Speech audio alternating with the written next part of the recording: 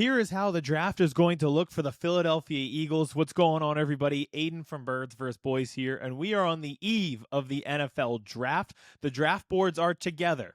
The teams are ready.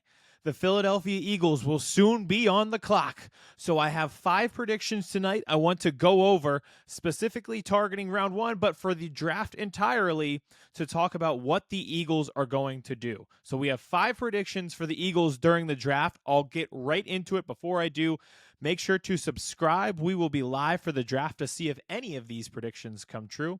We will be live for the entire first round, and then rounds 2 and 3 we'll switch over to our TikTok, so make sure to follow us there as well. We appreciate all of your support so far during this draft process. It's been amazing, even drafting at the back of round 1. So here it is. We're going to go through all 5 predictions for what's going to happen for the Eagles during the draft.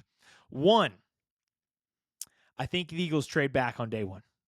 I think they trade back. And what you're saying to yourself probably is, Aiden, what are you talking about? This is one of the most aggressive teams, aggressive general managers. They've constantly traded up, especially in recent years.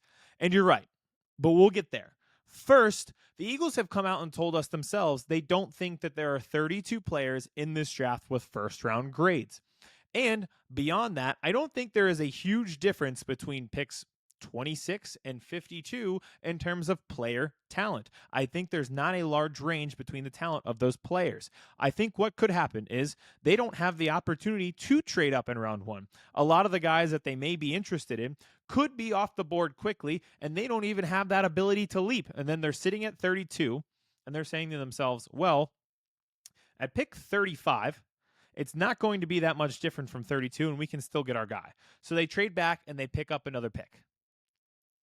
And then that's when we get rolling. And then that's when we get aggressive, and we get trading up and get extra aggressive on rounds 2 and 3. And you look at it this way. Like I mentioned, I don't think there's that big of a difference between the 26th rated player and the 52nd rated player. So they could say to themselves, sitting in round 2, I now have 21 picks and possibly even more with a Dallas Goedert trade chip over the course of this year and next. I just traded back to, say, pick 35. Say there's somebody in the 40s that they like. Let's say Darius Alexander, the defensive tackle from Toledo. They think he's the next Milton Williams, and they want to go get him. Well, they've got that opportunity now because the war chest is loaded with draft picks, so they can do that and move up. So in the grand scheme of things, you look at it, all they're doing is shortening the range. Instead of picking at 32 and 64, they go 35 and, let's say, 51, right? So they're just shortening that range and getting 2 of the same caliber players as they would at 32 and 64 and adding more picks in the process. So I do think that they get aggressive.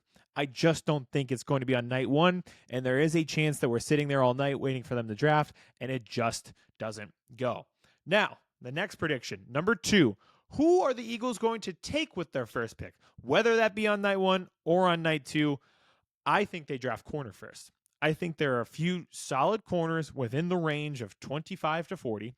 The one that I key in the most is Maxwell Hairston, the corner out of Kentucky. I love his speed. I think in the game that is more geared towards speed again and again. I mentioned this in a mock draft that I did recently, but Emeka Egbuka has shattered the record for receptions at Ohio State. He's played more games than Matthew Golden. He has more receptions than him. He has more touchdowns. He has a national championship pedigree. He has all of these things, all of these traits, all of these records. And yet we're sitting here saying to ourselves, night before the draft, that Golden could go ahead of Emeka Egbuka. Why is that? Speed. His speed. They need speed. Teams they're like Lightning McQueen. I am speed. That's all they really want. They want to get faster. Why not use that on defense?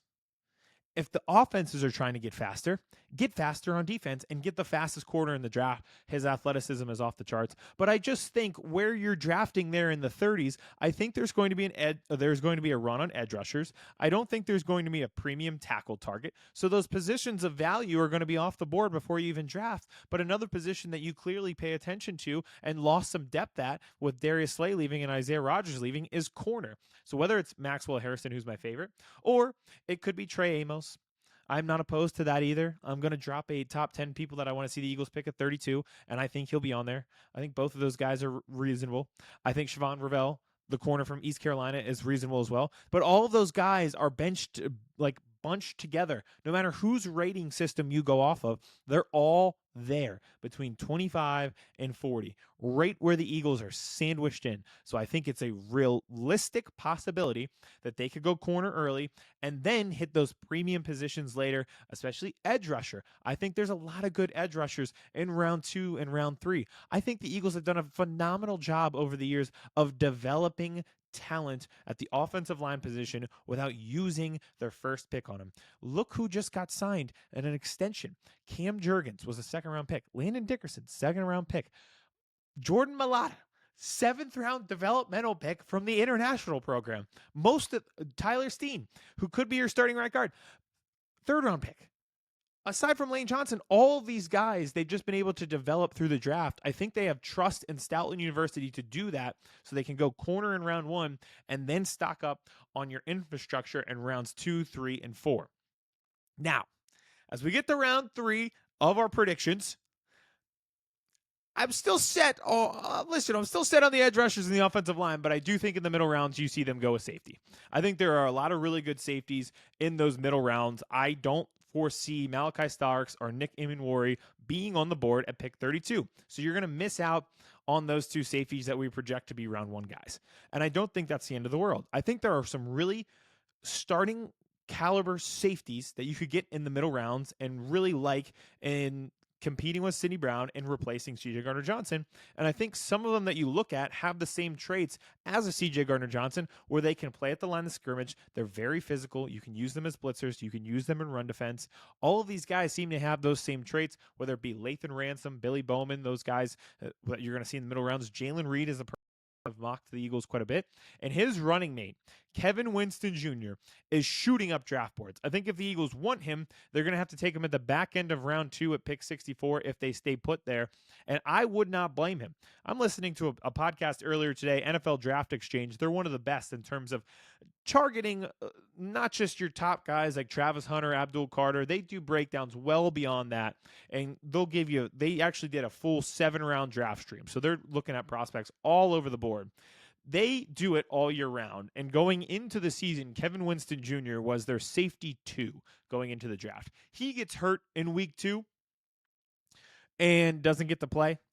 That's obviously hurt his draft stock. It's pretty much a washed season. That's causing him to fall down draft boards. But he was the leading tackler at Penn State in 2023 before his injury in 2024. He was the leader in the back of that defense that was really, really good. So Kevin Winston Jr. is absolutely a name to keep an eye on for the Eagles in those middle rounds. And when I say middle, with him, it might have to be 2, but there's a lot of good safety depth that I think you could get in those middle rounds and compete right away to be at safety for the Philadelphia Eagles. All right, we're through 3 predictions. I don't think those are too hot yet. So prediction number 4 might just be that way. Again, I think there's going to be a lot of positions that the Eagles like, and we know that they like, that could be off the board by the time pick 32 rolls around. And I think the Eagles have an escape plan if it does. And I think that escape plan is to go tight end and go with Mason Taylor. When there's smoke, there's fire, and this is a 5-alarm fire. This is a blaze because every draft analyst that is worth a damn has brought this up. They've, 1, brought up Mason Taylor going in the first round, being one of the top 32 talents in this draft, and 2, they have mentioned keeping an eye on Howie Roseman and the Eagles going tight end early. They are clearly making that match. It's gone as far that Daniel Jeremiah may have slipped up too much. He said he was talking to a well-respected GM who's picking later. Who could that be?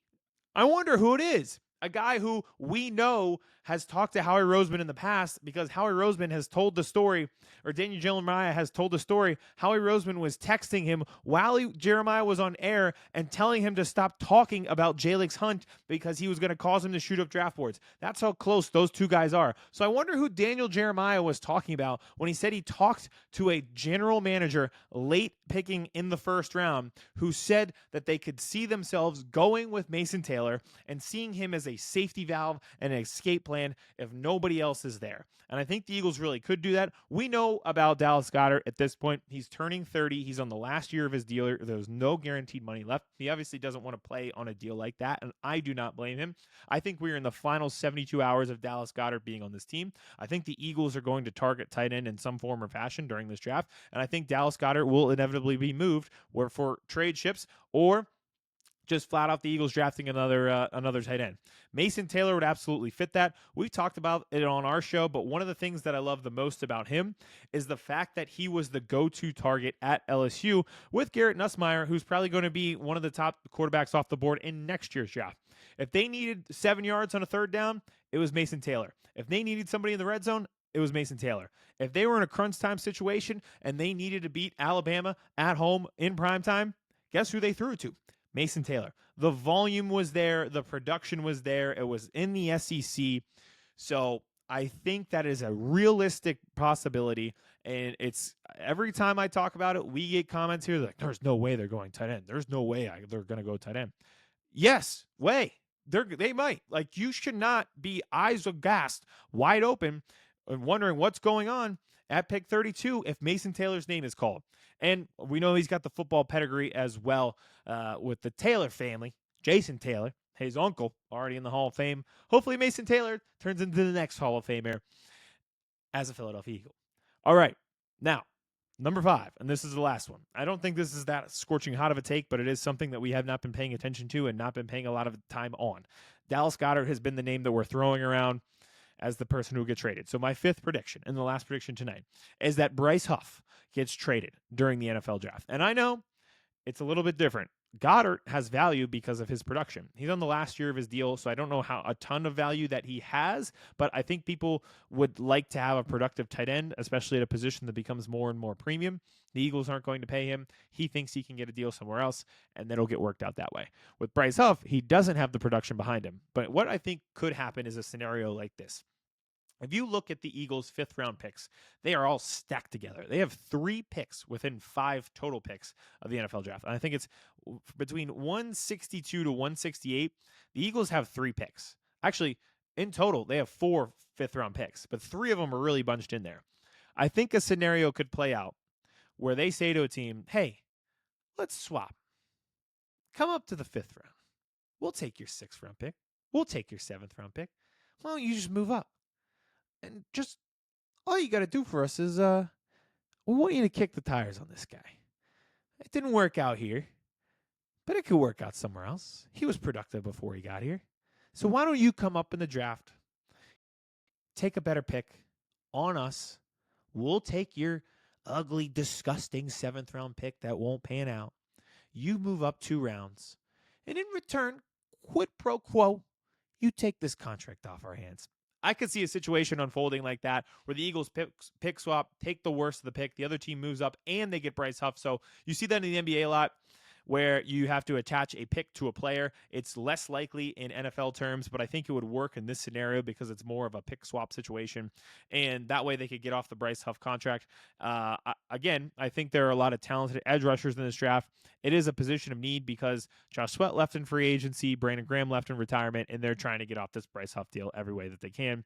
They brought in Azeez Ojulari, which I'm very, very excited about. But say they got Oluwafemi Oladejo in the 2nd round. They signed Azeez Ojulari. They obviously have Nolan Smith and Jalen Hunt, who they project to be the starters. All right, so that's your 4. There's no room for Bryce Huff at that point. It's just a matter of getting off that contract and giving somebody something enticing enough to take on that contract for the rest of its entirety. And I think you can do that through these pick swaps and through being aggressive in the draft. So I think in those middle rounds, and when I say middle in this case, I know with the safeties, when I said middle rounds, I was talking like rounds 2 and 3. I think 4 through 6, they have 4 5th-round picks. I think you're going to really see them get after it in that situation to try to move off some of these contracts with Goedert and with Huff. I think you could see them being moved from the team on day 3. Saturday, you're watching. You kind of have a blind eye to it. You're scrolling TikTok because you know you're at the end of the draft, and it's all of a sudden you're like, whoa, what happened? All right, they're out. So Goddard, I would be very disappointed to see him go, but I definitely understand the business aspect of it. And Bryce Huff, I would wish all the best. It just did not work out here. It must not be a scheme fit, and he gets to go. And for another team, hey, maybe they take that opportunity, take that chance, and it works out for him, and it's all well that ends well for both of those teams. So those are my 5 predictions. We'll run it back real quick. Number 1, I think they trade back in round 1, and then the aggressive trade-up start. 2, I think they go corner with their first pick, whenever that may be. 3, I think they are going to target the middle round safeties and get one of them. 4, Mason Taylor is their escape plan at pick 32. And 5, they trade Bryce Huff during day 3 of the NFL draft. So those are all 5. Let's see if any of those come true. Again, follow along with us, because we not only have predictions, but we will have reactions live during the NFL draft. Appreciate everybody who's been along so far. Much, much more to come as we get into actual, not mock draft, actual NFL draft coverage. Thank you, and we'll talk to you soon. Chris Hansen here, and I'm going to need you all to take a seat right over there and check out Birds versus Boys. I think you're completely right here, and I hate it. Yep. Hey, idiots. Stop doing dumb things. I got 2 phones. Upside alert. Upside alert. I might go insane. I think you're already there. There's no hope. Hope is gone. If this was an AFC North podcast, we'd be done in 15 minutes. Bob Hope. I'm going to drink bleach. That it? Be the team you promised me you were going to be this year! This is the Consciously Hopeful podcast. I'll be watching.